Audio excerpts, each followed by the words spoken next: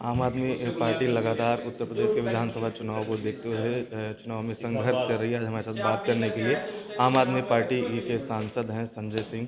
Sir, आज आपने एक जो है तिरंगा यात्रा निकाली थी, क्या उद्देश्य था? देखिए, पीएसीएल में करोड़ों निवेशकों का पैसा डूब गया है और वो पैसा सुप्रीम कोर्ट के आदेश के बावजूद नहीं मिल रहा है। 2016 का आदेश है, 5 साल का समय बीत चुका है।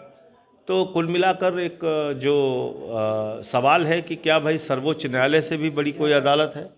कब ये सरकार सुनेगी, कब से भी अपनी कार्रवाई करेगी, कब लोढ़ा कमेटी अपनी कार्रवाई करेगी, कब निवेशकों का पैसा उनको वापस मिलेगा?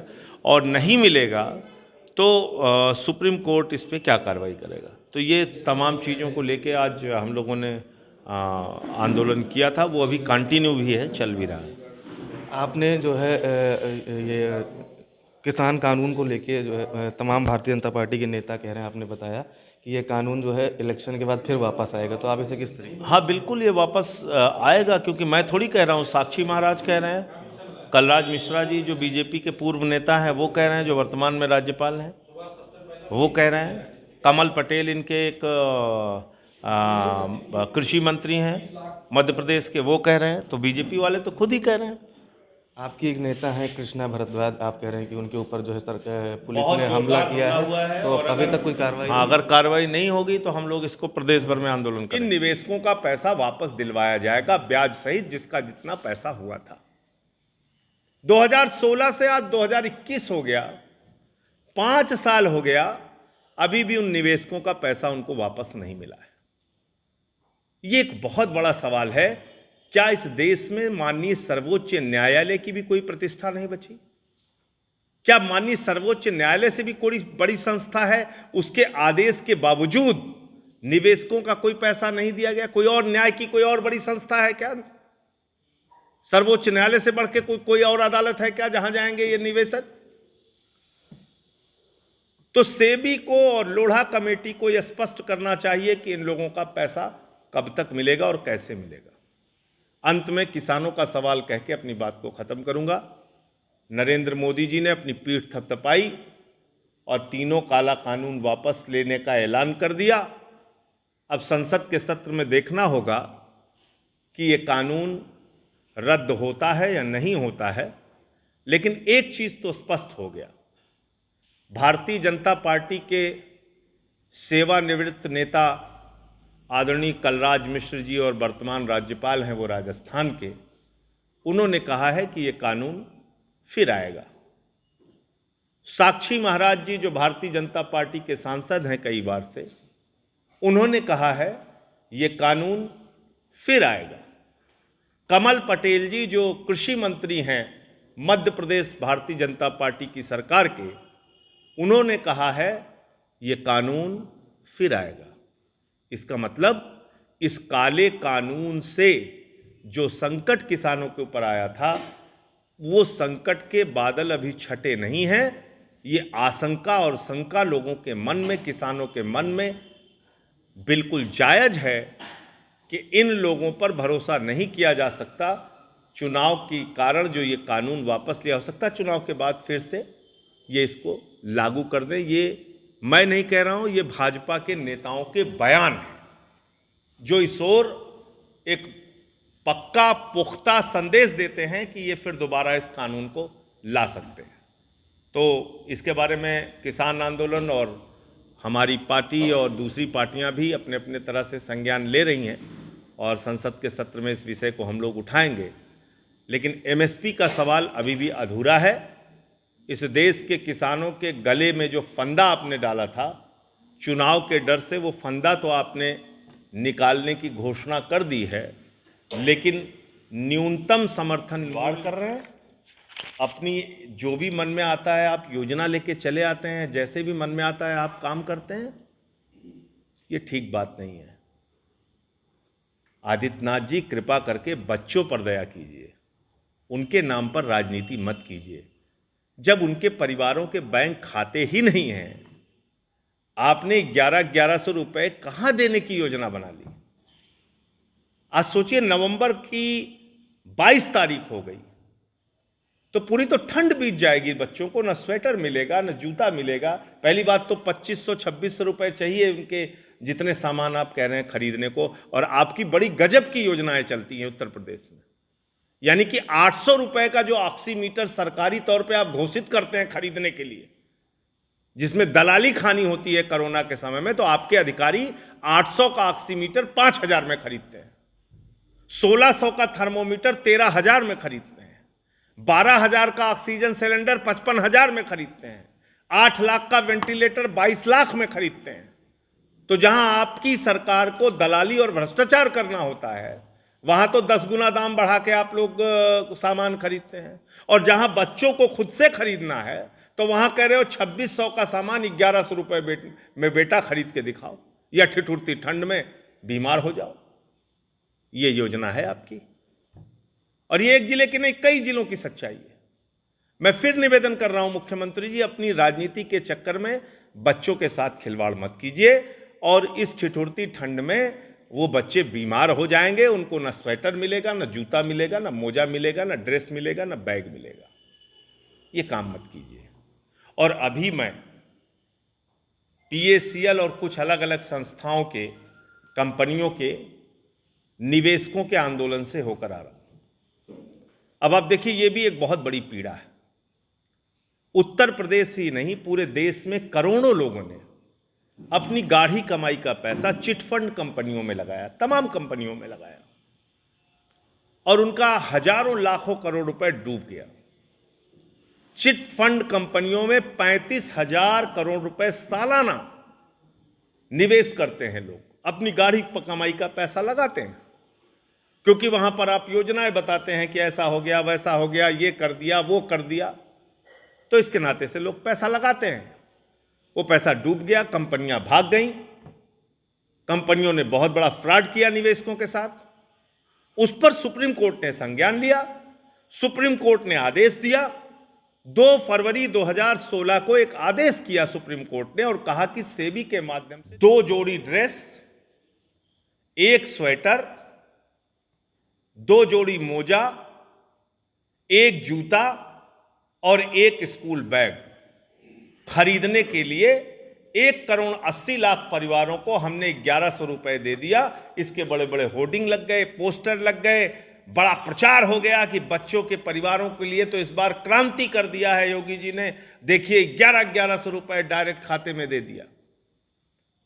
उस योजना की हकीकत यह है कि करोड़ों रुपए उस पर विज्ञापन में जरूर खर्च किया होगा योगी जी ने, लेकिन उस योजना की हकीकत यह है कि 42% खाते ही उन बच्चों के परिवारों के सरकार को मिले हैं, नंबर 1। और नंबर 2, 31% खाते उसमें से काम करते नहीं, जनधन योजना के खाते थे, वो बंद हो गए।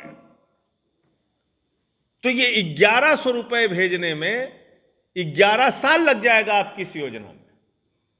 1100 रुपए भेजने में कई ठंडी बीत जाएगी बच्चों के लिए। और मैंने उस दिन भी कहा था, आज भी दोहरा रहा हूं, कि इस बेतुकी योजना के कारण उत्तर प्रदेश में 1,80,00,000 बच्चों को, बेसिक शिक्षा के ग्रहण करने वाले बच्चों को ठिठुरती ठंड में बीमार होने के लिए और ठिठुरने के लिए आदित्यनाथ जी की सरकार ने छोड़ दिया है। और मेरी बात को प्रमाणित करती है ये खबरें, ये अभी की खबरें। बिन स्वेटर जूतों के विद्यालय पहुंच रहे 1.18 लाख नौनिहाल, ये खबर है फिरोजाबाद जिले की। इसके बाद ज्ञानपुर भदोही का मामला है, 42,000 नौनिहालों के यूनिफॉर्म, जूता, मोजा पर संकट, नहीं मिली धनराशि। उसके बाद आधा सत्र बीता, बिना ड्रेस स्कूल आ रहे हैं बच्चे, आजमगढ़ की खबर है। उसके बाद 1100 रुपए बैंक खाते में आएंगे, इससे ज्यादा खर्च हो जाएंगे। देखे रहिए आप क्या हो रहा है इनके साथ। तो शीतकालीन सत्र शुरू हो गया, बच्चों को ना स्वेटर मिला, ना जूता मोजा, ये खबर है। है 19 तारीख की खबर है, औरैया की खबर है ये। तो आप ऐसे जी, ये देश बार बार आपको समझाता हूं, समझना चाहिए, डॉक्टर बाबा साहब भीमराव अंबेडकर के संविधान से चलेगा, आपके फरमान और तानाशाही से नहीं चलेगा। ये सब काम बंद कीजिए। यहां बोलने की आजादी है, प्रशासन की कार्यशैली पर सवाल उठाने की आजादी है। आप बताइए ना, क्या पेगासस का इस्तेमाल करके हिंदुस्तान के तमाम पत्रकारों का, जजेस का, अधिकारियों का, विपक्ष के नेताओं का, क्या उनकी जासूसी नहीं की गई? क्या सुप्रीम कोर्ट के जज, सुप्रीम कोर्ट के चीफ जस्टिस के ऊपर आरोप लगाने वाली महिला के रिश्तेदारों की जासूसी नहीं की गई? क्या विपक्ष के नेताओं की जासूसी नहीं की गई? और यह जासूसी कब की गई? भारतीय जनता पार्टी के शासन और राज में की गई। तो अगर उत्तर प्रदेश के एसटीएफ को की कार्यशैली को लेकर कोई सवाल हेमंत तिवारी जी या संजय शर्मा जी या सत्यप्रकाश भारती जी उठा रहे हैं, तो कौन सा गुनाह और अपराध उन्होंने कर दिया? आप उनको नोटिस भेज के डराने का और धमकाने का कि आगे आप पे कानूनी कार्रवाई होगी, आपराधिक कार्रवाई, ये आप उनको धमकी देने का काम करेंगे? मैं बहुत स्पष्ट शब्दों में कहना चाहता हूं, ये सब कार्रवाई बंद कीजिए योगी जी। और एसटीएफ ने ये जो चिट्ठी भेजी है, इस चिट्ठी को वापस लिया जाए। ऐसे आप पत्रकारों को डरा धमका के उनकी आवाज को दबा नहीं सकते। उस ट्विटर स्पेस की वार्ता में मैं भी जुड़ा था। सबकी अपनी चिंताएं हैं पत्रकारों की, उनकी अपनी समस्याएं हैं। अगर वो एक सोशल मीडिया प्लेटफॉर्म पे अपना दर्द बयान कर रहे हैं, तो आप उसके आधार पे उनको नोटिस भेजोगे, धमकाओगे पत्रकारों को। तो ये एक बहुत गलत बात है। इस नोटिस की मैं भर्त्सना करता हूं, निंदा करता हूं, और इसको तत्काल वापस लिया जाना चाहिए। दूसरा, आप लोगों के सामने मैंने एक दिन यहां पर कुछ सामान खरीद के दिखाया था कि उत्तर प्रदेश में 1,80,00,000 बच्चों को, जो आदित्यनाथ जी की सरकार कह रही है कि उनके परिवार के खाते में डायरेक्ट 1100 रुपए भेज प्रकार की दादागिरी बरेली जैसे शहर में खुलेआम आदित्यनाथ जी के इस गुंडा राज में हो रहा है। मैं इस सरकार को बताना चाहता हूं, तुम्हारे गिनतियों के दिन बचे हुए हैं।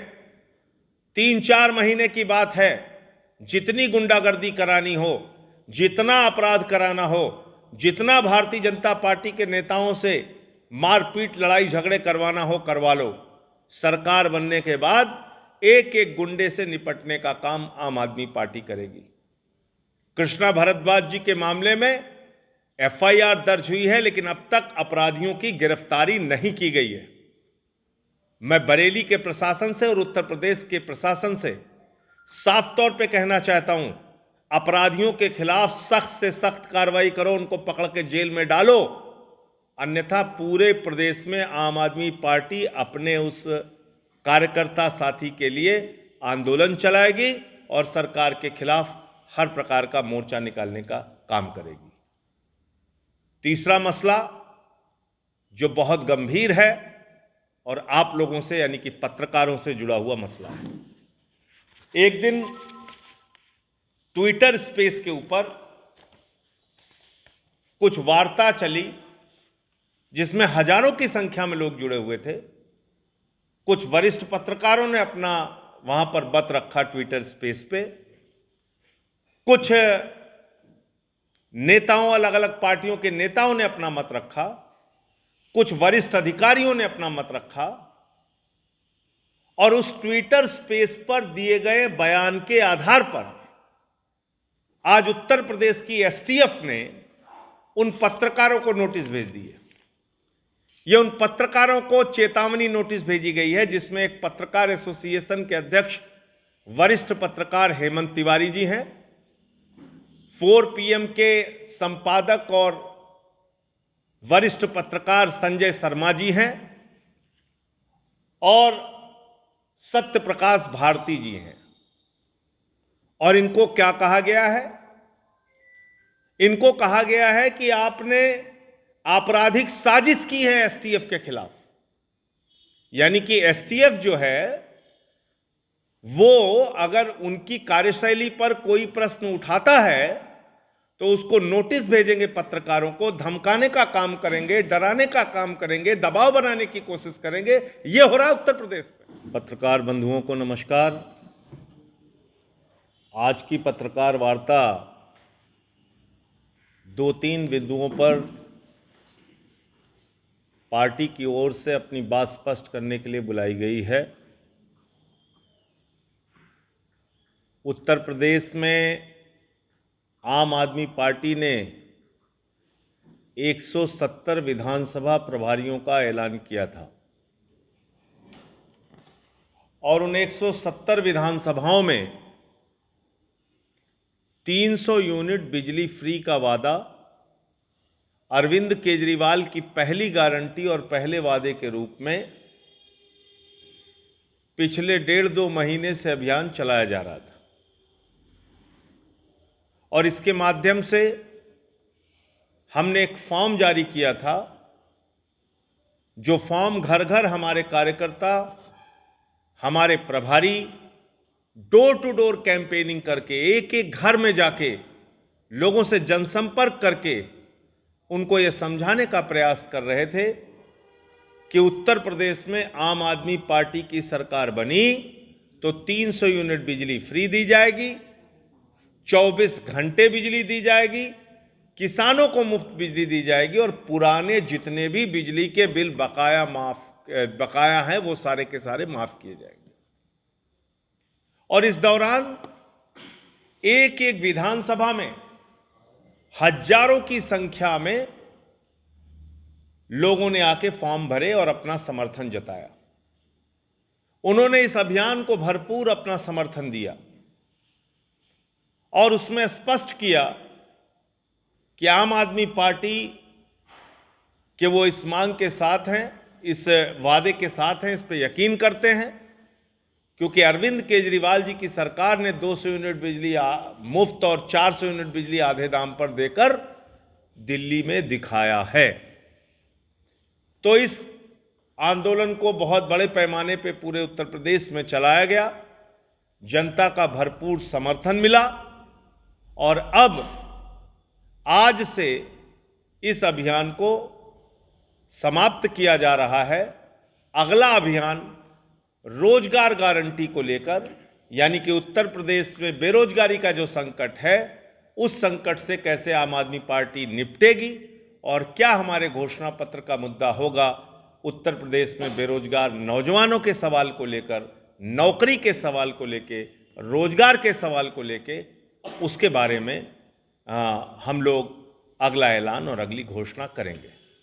इसके साथ साथ आपको ये बताना चाहता हूं, हमारी एक प्रभारी संभावित प्रत्याशी कृष्णा भारद्वाज जी को बरेली में आदित्यनाथ जी के इस गुंडा राज में सरेआम पीट पीट के लहूलुहान कर दिया गया, उनके सिर फोड़ दिए गए, उनका सीटी स्कैन हुआ और ये तब हो रहा है जब वो अपना बिजली कैंपेन और अभियान चलाकर वापस अपने घर।